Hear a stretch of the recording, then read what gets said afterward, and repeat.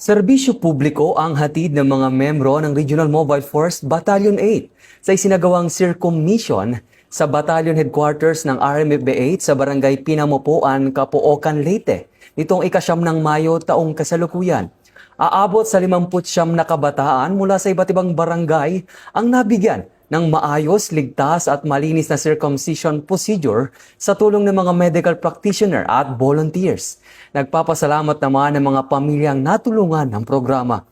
Hindi lamang serbisyong medikal ang hatid ng kapulisan, kundi kaalaman din sa kanilang isinagawang educational symposium na tinalakay ang RA 11313 o Bawal Bastos Law at RA 9262 o Anti-Violence Against Women and Their Children Act.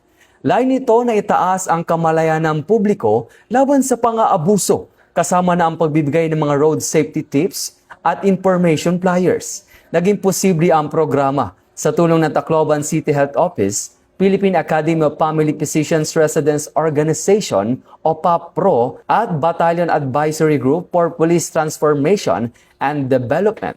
Ito ang bagong PNP para sa bagong Pilipinas. Serbisyong mabilis, tapat at nararamdaman.